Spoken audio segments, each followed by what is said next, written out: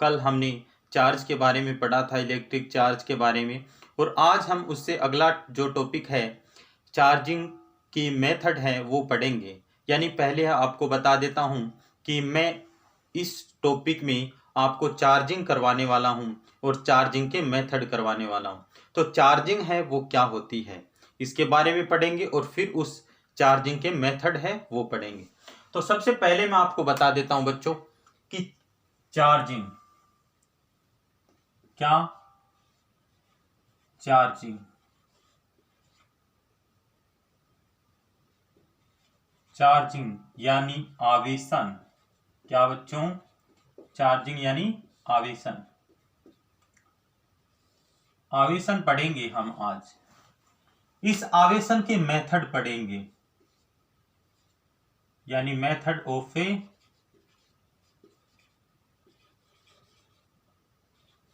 Charging.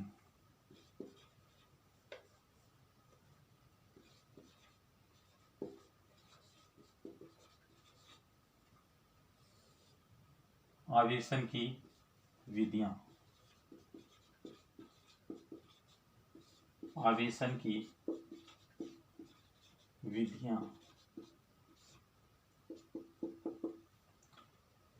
आवेशन की विधियां पढ़ रहे हैं बच्चों। इस आवेशन की तीन विधियां हैं। Number 1 charging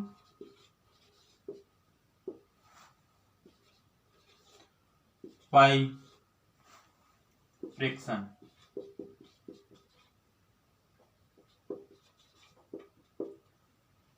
number 2 charging by contact.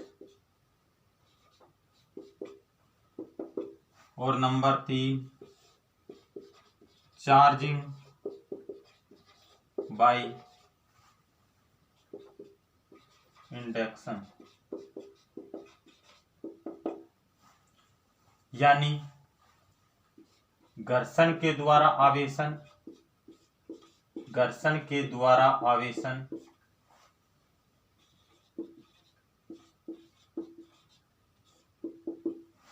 Number 2 स्पर्श के द्वारा, स्पर्श के द्वारा आवेशन। इसे संपर्क के द्वारा आवेशन भी बोल सकते हैं। और प्रेरण के द्वारा, प्रेरण के द्वारा आवेशन। इन 3 विधियों की आज हम चर्चा करेंगे। तो बच्चों सबसे पहले हम ये जान लेते हैं कि चार्जिंग क्या है। तो बच्चों जैसा कि कल हमने पढ़ा था कि हम किस प्रकार किसी एक वस्तु से दूसरी वस्तु में इलेक्ट्रॉन है वो स्थानांतरित करते हैं। तो कोई भी वस्तु है वो यदि पहले अनावेशित है और उस वस्तु को हम आवेशित कर दें, या तो उससे इलेक्ट्रॉन निकाल लें या फिर उसमें इलेक्ट्रॉनें प्रवेश करवा दें, तो इस पूरी प्रक्रिया को क्या कहेंगे? चार्जिंग। यानी सीधी सीधी बात यही है कि किसी अनावेशित वस्तु को आवेशित करने की प्रक्रिया, किसी अनावेशित वस्तु को आवेशित करने की प्रक्रिया आवेशन या चार्जिंग कहलाती है। किसी अनावेशित वस्तु को आवेशित करने की प्रक्रिया चार्जिंग या आवेशन कहलाती है। और आवेशन की 3 विधियां हैं, घर्षण के द्वारा आवेशन, या स्पर्श के द्वारा आवेशन, या फिर बच्चों हम कह सकते हैं प्रेरण के द्वारा आवेशन। तो इन तीनों विधियों को हम 1 by 1 चर्चा करेंगे। सबसे पहले मैं चर्चा करता हूं चार्जिंग बाय फ्रिक्शन यानी घर्षण के द्वारा आवेशन। तो सबसे पहले आप हेडिंग डाल सकते हो बच्चों, किसके द्वारा? घर्षण के द्वारा आवेशन। ये जो हेडिंग है इसके अंदर बच्चों देखो, घर्षण के द्वारा आवेशन, तो कोई 2 अनावेशित वस्तु लेते हैं। पहले कोई 2 अनावेशित वस्तु लेते हैं, जैसे एक डस्टर और एक ये मार्कर। अब जब इन दोनों वस्तुओं को उचित दिशा में इनकी संपर्क सतहों को रगड़ा जाता है तो बच्चों एक वस्तु के इलेक्ट्रॉन दूसरी वस्तु में स्थानांतरित हो जाते हैं। कहने का मतलब इस प्रक्रिया में इलेक्ट्रॉनों को ऊष्मीय ऊर्जा मिलती है और इलेक्ट्रॉन ऊष्मीय ऊर्जा पाकर एक वस्तु से दूसरी वस्तु में चले जाते हैं। जिस वस्तु में इलेक्ट्रॉन अधिक है, यानी अष्टक पूरा करने के लिए आपको बताया है कि दो विधियां हैं, या तो इलेक्ट्रॉन ग्रहण कर सकता है या त्याग सकता है, लेकिन जो आसान होगा वही प्रक्रिया करेगा। तो इसके अंदर भी यही कंडीशन लगती है कि जिस वस्तु के अंदर त्यागने वाले इलेक्ट्रॉन कम है तो बच्चों उस वस्तु से इलेक्ट्रॉन निकल जाएंगे, और जिस वस्तु में ग्रहण करने की जो क्षमता है वो कम है तो उसके अंदर ग्रहण किए जाएंगे, और त्यागने की क्षमता ज्यादा है तो बच्चों त्यागे जाएंगे। ये प्रक्रिया होती है, ये मैंने कल आपको बताया था। तो आज हम बात कर रहे हैं घर्षण के द्वारा आवेशन, और घर्षण के द्वारा आवेशन है इसके अंदर बच्चों हम चर्चा कर रहे हैं कि घर्षण के द्वारा आवेशन कैसे होता है। जब दो अनावेशित वस्तुओं की संपर्क सतहों को उचित दिशा में रगड़ने पर दोनों अनावेशित वस्तुएं जिस प्रक्रिया के द्वारा आवेशित होती है उस प्रक्रिया को ही घर्षण के द्वारा आवेशन कहते हैं। और यदि बच्चों आपसे एग्जाम्पल पूछ ले तो एग्जाम्पल भी दे सकते हो आप। इसका एग्जाम्पल क्या दोगे? जैसे बच्चों आप एक रेशम का कपड़ा ले लिया। किसका कपड़ा? ये कपड़ा है रेशम का कपड़ा ले लिया और इस पर एक कांच की छड़ है। किसकी छड़ है? कांच की छड़ रगड़ी जाती है, यानी इनकी दोनों की संपर्क सतह है, उनको उचित दिशा में रगड़ा जाता है तो बच्चों ये धनावेशित हो गई और ये ऋणावेशित हो गई। लेकिन आपको दिखाई दे रहा है कि जितना आवेश इस पर है उतना ही आवेश इस पर है, यानी आवेश का परिमाण है वो बच्चों दोनों में इक्वल रहेगा। किसका? आवेश का परिमाण। लेकिन दोनों वस्तुएं विपरीत आवेश से आवेशित होगी। दोनों वस्तुएं किस आवेश से आवेशित होगी? विपरीत आवेश से। देखो एक पर पॉजिटिव आएगा तो दूसरी पर नेगेटिव आएगा, और मैंने बताया था यह प्रक्रिया की इलेक्ट्रॉन कौन त्यागेगी, इलेक्ट्रॉन कौन ग्रहण करेगी। तो यह प्रक्रिया उस वस्तु के परमाणुओं के अष्टक के कारण होता है। यदि उसमें इलेक्ट्रॉन त्यागने वाले इलेक्ट्रॉन कम है तो वो इलेक्ट्रॉन त्याग देगी, और यदि ग्रहण करने वाले इलेक्ट्रॉन कम है तो वो क्या करेगी? ग्रहण करेगी। जिसकी कमी होगी उसको पूरा करने की सोचेगी। तो इसका मतलब जब रेशम के कपड़े पर आप कांच की छड़ को उचित दिशा में रगड़ते हो तो बच्चों दोनों वस्तुएं आवेशित हो जाती हैं। लेकिन घर्षण के द्वारा, याद रहे, घर्षण के द्वारा विपरीत आवेश से आवेशित होती है दोनों वस्तुएं। इसका मतलब मेरे हिसाब से घर्षण के द्वारा आवेशन समझ में आ गया होगा। आवेशन क्या है बच्चों? चार्जिंग क्या है? कि किसी अनावेशित वस्तु को आवेशित करने की प्रक्रिया आवेशन कहलाती है। घर्षण के द्वारा आवेशन क्या है? किन्हीं दो अनावेशित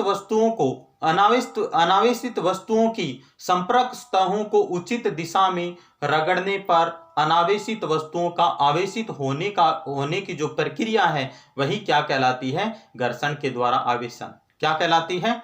घर्षण के द्वारा आवेशन। एग्जाम्पल देख सकते हो कि एक कांच की छड़ को रेशम के कपड़े पर रगड़ते हैं तो कांच की छड़ पॉजिटिव आवेश से आवेशित हो जाती है, और रेशम का कपड़ा है वो ऋणावेश से आवेशित हो जाता है। इसी प्रकार हम बच्चों जैसे बालों में कंघी करते हैं तो कंघी है वो घर्षण के द्वारा आवेशित हो जाती है और बाल भी आवेशित हो जाते हैं। तभी आपने देखा होगा कि जब आप छोटे थे बचपन में तो उस समय आपने ये एग्जाम्पल करके देखा होगा कि एक सर में एक पेन को रगड़ा जाता था और उस पेन को कागज के छोटे छोटे टुकड़ों के पास लाया जाता था, तो वो कागज के छोटे छोटे टुकड़े वो इससे आकर्षित हो जाते थे। ये किसके कारण होते थे? ये इसके कारण होते थे कि पेन आवेशित हो जाती थी।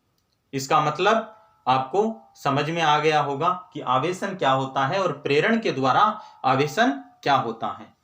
तो अब हम इस दूसरे मेथड की चर्चा करते हैं, और बच्चों दूसरा जो मेथड है उसका नाम है charging by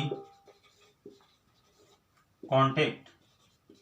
charging by contact जिसको हम कह सकते हैं बच्चों किसके द्वारा, स्पर्श या संपर्क के द्वारा आवेशन, संपर्क के द्वारा आवेशन। तो मेरी बात समझ पाए होंगे क्या? अब पढ़ेंगे हम संपर्क के द्वारा आवेशन या स्पर्श के द्वारा आवेशन। अब दो वस्तुएं लेंगे लेकिन उनमें से एक आवेशित होगी और एक अनावेशित होगी। एक वस्तु आवेशित होगी और दूसरी वस्तु अनावेशित होगी।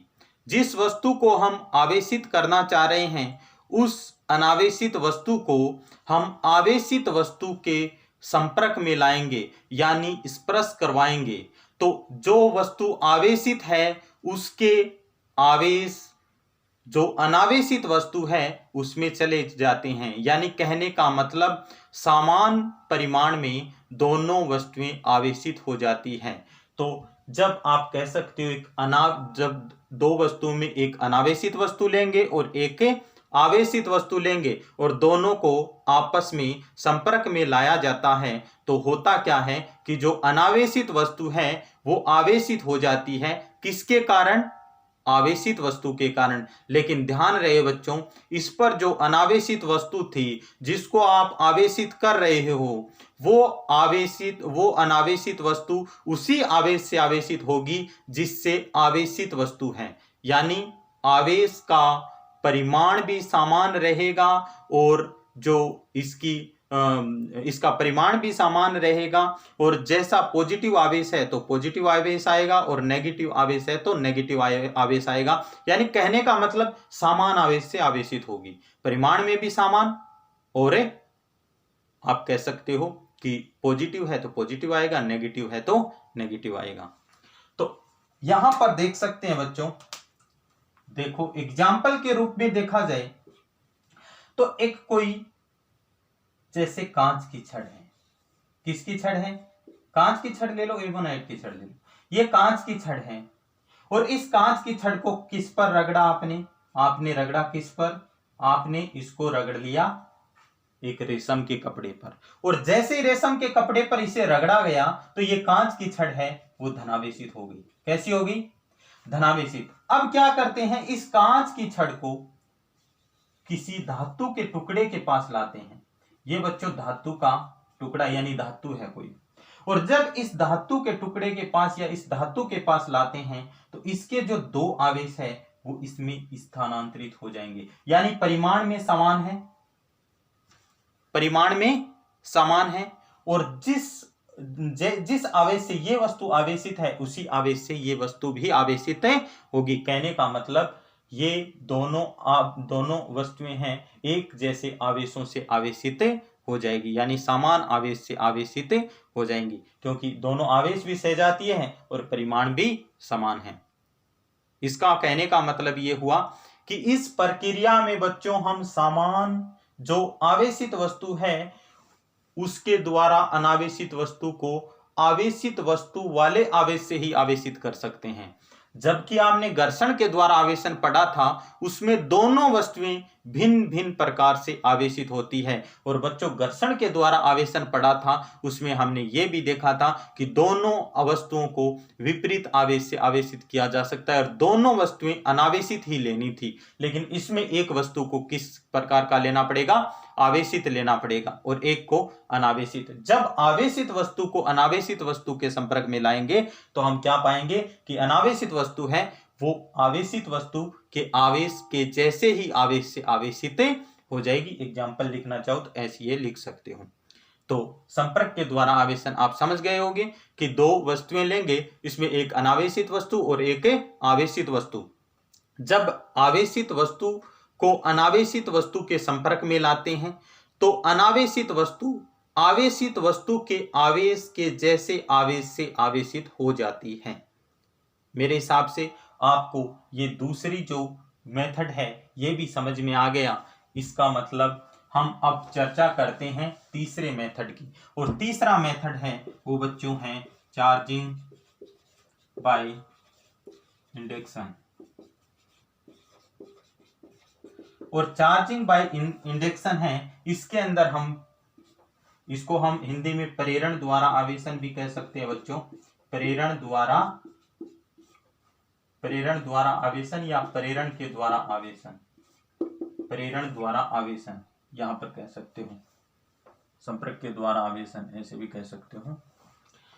तो कहने का मतलब प्रेरण के द्वारा आवेशन या प्रेरण द्वारा आवेशन। इसमें क्या होगा बच्चों, एक अनावेशित वस्तु लेंगे और एक आवेशित वस्तु लेंगे, लेकिन इसको समझने के लिए हमें 3-4 स्टेप पढ़ने पड़ेंगे। उन स्टेपों को देखते हैं। तो हम अब पढ़ रहे हैं किसके द्वारा, प्रेरण के द्वारा। तो इसकी मैं डेफिनेशन आपको क्लियर कर देता हूं कि कोई अनावेशित वस्तु है, उसको आवेशित वस्तु के संपर्क में नहीं लाया जाता है, थोड़ा दूर रखा जाता है, यानी स्पर्श नहीं करवाया जाता है। तो इसका मतलब एक अनावेशित वस्तु को दूसरी आवेशित वस्तु के पास लाते हैं जबकि स्पर्श नहीं करवाते हैं। तो इस प्रक्रिया में अनावेशित वस्तु का आवेशित होना ही क्या कहलाएगा बच्चों, ये प्रेरण द्वारा आवेशन कहलाएगा। यानी ये प्रेरणा के द्वारा अनावेशित वस्तु आवेशित होगी, जबकि यहां संपर्क के द्वारा, स्पर्श के द्वारा हो रही थी, जबकि यहां पर घर्षण के द्वारा हो रही थी। तो नाम से इनकी डेफिनेशन तो क्लियर हो रही है। तो अब हम पढ़ रहे हैं किसके द्वारा, प्रेरण के द्वारा आवेशन। तो मैं इसको अलग अलग स्टेपों में समझा देता हूं। तो पहला जो स्टेप है बच्चों, पहला जो स्टेप है, इसके अंदर हमें क्या करना पड़ेगा, तो सुनो। एक हम इसके अंदर लेंगे बच्चों चालक गोला। चालक गोला ले लो, और कोई किसी प्रकार की इसकी आकृति है वो किसी प्रकार की ले लो। चाहिए एक चालक गोला लेते हैं और उस चालक गोले को, ये चालक गोला है, और इसको बच्चों हम एक कुचालक स्टैंड पर रख देते हैं। किस पर रख देते हैं, एक चालक गोला है, ये ले लिया। सबसे पहले हम क्या करेंगे, एक चालक गोला लेंगे और उस चालक गोले को किस पर रखेंगे, एक कुचालक के स्टैंड पर रखेंगे, क्योंकि इसका आवेश पृथ्वी में ना जाए। तो इसका मतलब ये क्या है, कुचालक स्टैंड, कुचालक स्टैंड। और ये जो बच्चों आपको दिखाई दे रहा है, ये चालक है, यानी चालक गोला कह सकते हैं। इस चालक गोले को इस पर रख दिया, किस पर, कुचालक स्टैंड पर। ये आपका जो फर्स्ट स्टेप है वो है। अब हम बात करते हैं स्टेप सेकंड की। आपको इतना ही लिखना है कि एक चालक गोले को एक कुचालक स्टैंड पर रखते हैं, रख दिया। उसके बाद स्टेप सेकंड में क्या करते हैं बच्चों, तो इसके अंदर ये जो कुचालक गोला था, इसको आपने किस पर रख दिया, कुचालक स्टैंड पर तो रख ही दिया। अब क्या करते हैं, इसके पास एक चालक, मैं इसका नाम बारी बारी नहीं लिख रहा हूं, आपको पता चल रहा होगा कि ये क्या है, चालक गोला। तो बच्चों इसके पास एक कांच की छड़, जिसको हमने रेशम के कपड़े पर रगड़कर क्या कर लिया, पॉजिटिव आवेश से आवेशित कर लिया। बिल्कुल सही है। और जब इस कांच की छड़ को इसके संपर्क में नहीं लाकर, स्पर्श नहीं करवाते हुए इसके पास लाते हैं, तो होता क्या है बच्चों, इसके जो यहां के जो इलेक्ट्रॉन हैं वो इधर आएंगे, यानी ये जो भाग है ये नेगेटिव आवेश से आवेशित हो जाएगा। किससे, नेगेटिव आवेश से आवेशित हो जाएगा। जबकि बच्चों ये जो भाग है वो पॉजिटिव आवेश से आवेशित हो जाएगा। अब क्या करते हैं बच्चों, अब इस जो स्टेप नंबर 3 है, इसके अंदर हम क्या करेंगे, तो सुनो। आपने एक कुचालक स्टैंड लिया पहले स्टेप में, और उस पर एक चालक गोला रख दिया। अब इस चालक गोले के पास में हम क्या लाते हैं, तो आप दूसरे स्टेप में इतना लिख सकते हो कि अब एक कांच की छड़ है जो धन आवेश से आवेशित है, उसको गोले के पास में लाते हैं।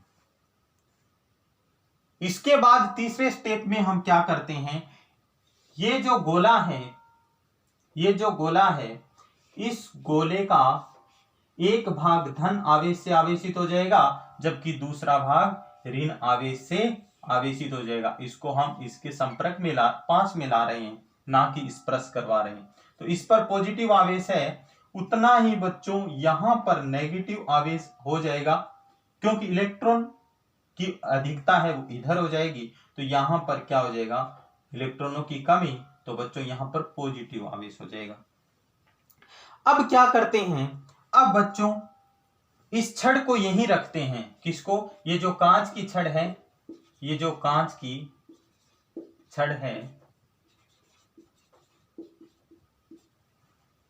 ये चालक गोला है,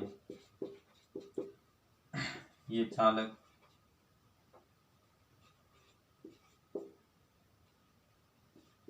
गोला।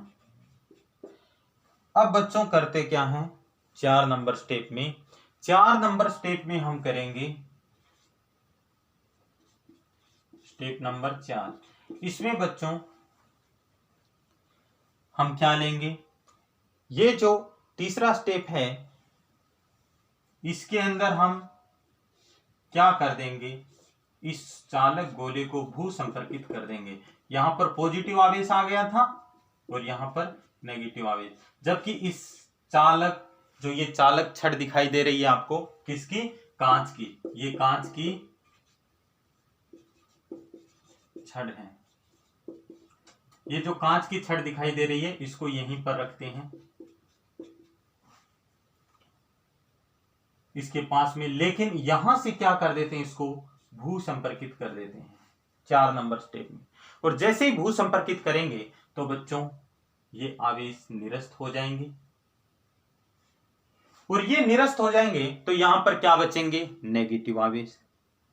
अब क्या करेंगे बच्चों, इस भू संपर्क को हटा देंगे और ये जो कांच की छड़ है इसको भी हटा देंगे।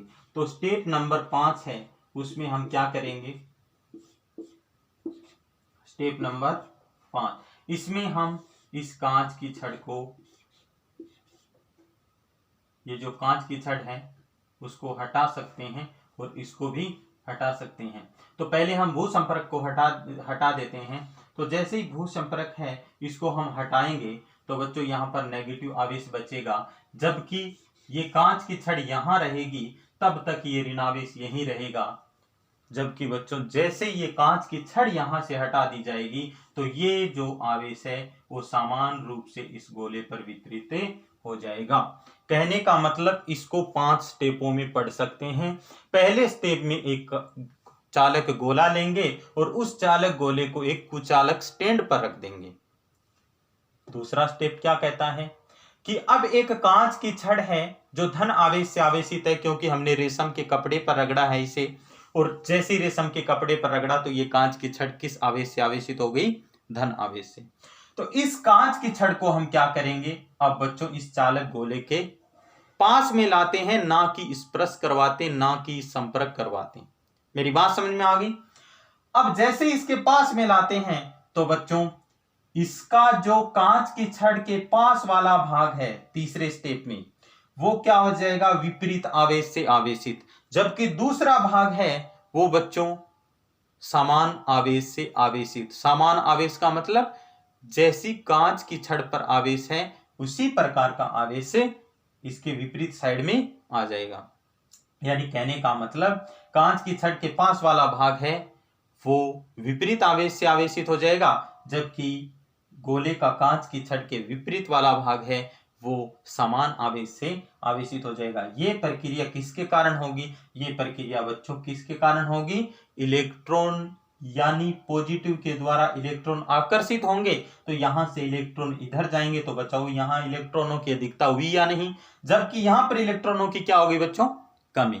यहां पर इलेक्ट्रॉनों की कमी, तो इलेक्ट्रॉनों की कमी का मतलब आप पॉजिटिव समझो और इलेक्ट्रॉनों की अधिकता का मतलब ही आप क्या समझो, नेगेटिव समझो।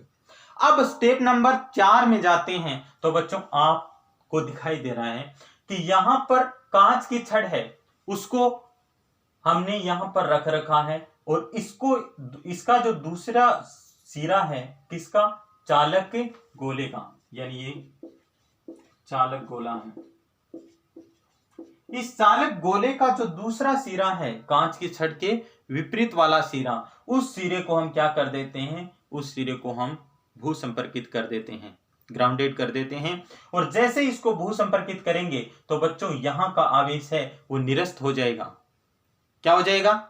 निरस्त। और निरस्त होने के बाद जो कांच की छड़ है उसके पास में गोले का जो भाग है वहां पर जैसा आवेश है वैसा ही आवेश रहेगा। उसके बाद क्या करते हैं बच्चों, उसके बाद ये भू संपर्क हटा देते हैं।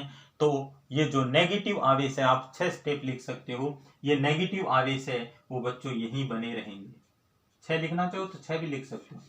तो यहां पर ये जब कांच की छड़ है वो यहीं रहेगी, तब तक ये ऋणावेश यहां बने रहेंगे। लेकिन स्टेप नंबर 5 के बाद आप स्टेप नंबर 6 भी कह सकते हो। और स्टेप नंबर 6 ये कहती है कि यदि बच्चों यहां से अब क्या करें, अब इस कांच की छड़ को हटा लें, ये कांच की छड़ है और इसको दूर ले जाएं यानी हटा दें यहां से, तो ये जो नेगेटिव आवेश था वो समान आवेश से समान रूप से क्या हो जाएगा, इस चालक गोले पर वितरित हो जाएगा। कहने का मतलब इसके अंदर जो प्रेरण के द्वारा आवेशन है उसमें हम इस गोले को किस आवेश से आवेशित कर सकते हैं, विपरीत आवेश से आवेशित कर सकते हैं। यानी ये पॉजिटिव आवेश से आवेशित थी और ये नेगेटिव आवेश से आवेशित हो गई। लेकिन बच्चों यदि जिस आवेशित वस्तु को ले रहे हैं उसी आवेश से अनावेशित वस्तु को आवेशित करना है तो आपको क्या करना पड़ेगा, तो बच्चों एक गोला, चालक गोला यहां पर और रखना पड़ेगा। जैसे यहां पर एक चालक गोला और रखेंगे तो होगा क्या कि बच्चों यहां पर जैसा आवेश है इसको स्पर्श नहीं करवाएंगे, जबकि इसके पास में रखेंगे तो यहां पर जैसा आवेश बन रहा है इसका विपरीत आवेश यहां बन जाएगा। और जैसे विपरीत आवेश यहां बनेगा तो बच्चों यहां नेगेटिव बना तो यहां क्या बन जाएगा, पॉजिटिव बन जाएगा। इसका मतलब फिर इसका ये भाग हम क्या कर देंगे, भू संपर्कित कर देंगे। समझ में आ गई? और इसको यहां से हटा देंगे। तो जैसे इसका ये जो भाग था पॉजिटिव तो ये नेगेटिव बन गया, और ये नेगेटिव बन गया तो ये दूसरा भाग कैसा बन गया, पॉजिटिव। और इसको भू संपर्कित कर देंगे तो यहां पर समान आवेश से आवेशित हो जाएगी। तो ये प्रक्रिया आप 2 चालक गोलों में भी दोहरा सकते हो। लेकिन 2 चालक गोले लेंगे तो जिस वस्तु से आवेशित वस्तु आवेशित है उसी आवेश से दूसरी जो आप वस्तु को आवेशित करना चाह रहे हो वो आवेशित हो जाएगी। मेरे हिसाब से बच्चों आपने आवेशन के बारे में पढ़ा कि आवेशन किसी अनावेशित वस्तु को आवेशित करने की प्रक्रिया है, वो क्या कहलाती है, आवेशन कहलाती है। सबसे पहले पढ़ा आपने घर्षण के द्वारा आवेशन। कितनी विधियां हैं, 3 विधियां हैं। उसमें सबसे पहले आपने पढ़ा घर्षण के द्वारा आवेशन। तो घर्षण के द्वारा आवेशन क्या होता है बच्चों, तो आपने पढ़ा कि जब 2 अनावेशित वस्तुओं की संपर्क सतहों को उचित दिशा में रगड़ा जाता है तो इस प्रक्रिया में अनावेशित वस्तुओं का आवेशित होना ही क्या कहलाता है, घर्षण द्वारा आवेशन कहलाता है। लेकिन दोनों वस्तुएं समान आवेश से आवेशित नहीं होगी, जबकि विपरीत आवेश से आवेशित हो जाएगी। और एग्जाम्पल भी एक कांच की छड़ है और उसको रेशम के कपड़े पर रगड़ रहे हो तो आपको पता है कांच की छड़ पर कैसा आवेश आ गया, पॉजिटिव आवेश, और रेशम के कपड़े पर नेगेटिव आवेश आ गया। इसी प्रकार यदि एक एबोनाइट की छड़ लेते हो और उसको बिल्ली की खाल पर रगड़ते हो तो एबोनाइट की छड़ है वो नेगेटिव आवेश से आवेशित हो गई, जबकि बिल्ली की खाल है वो पॉजिटिव आवेश से आवेशित हो गई।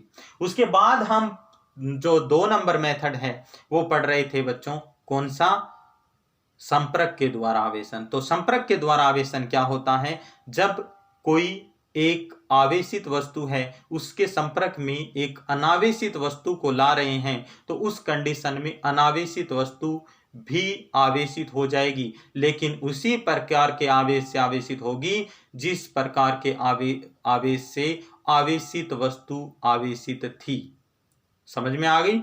अब इसके अंदर भी एग्जाम्पल ले सकते हो बच्चों। एक कांच की छड़ है, इसके पास एक धातु का टुकड़ा लाते हैं या कोई भी चालक टुकड़ा लाते हैं तो वो आवेशित हो जाता है। लेकिन इसमें कहोगे कि सर समान आवेश से आवेशित होगा। यदि आवेशित वस्तु पर पॉजिटिव आवेश है तो अनावेशित वस्तु भी आवेशित होने के पश्चात कौन सा आवेश आएगा? पॉजिटिव आवेश ही। अब यदि बात करें बच्चों प्रेरण के द्वारा आवेशन, तो प्रेरण के द्वारा आवेशन बच्चों एक अनावेशित वस्तु को आवेशित वस्तु के पास लाया जाता है। तो अनावेशित वस्तु का आवेशित होना प्रेरण द्वारा आवेशन कहलाता है। जबकि ध्यान रहे यहां पर दोनों वस्तुओं को स्पर्श नहीं करवाया जाता है। जबकि संपर्क के द्वारा आवेशन है उसके अंदर दोनों वस्तुओं को आपस में स्पर्श करवाया जाता है। मेरे हिसाब से आपको ये लेक्चर समझ में आया होगा और आप सभी इस लेक्चर को ध्यान से देखोगे। इसके लिए आपको बहुत बहुत थैंक्स और अगला टॉपिक कल पढ़ेंगे।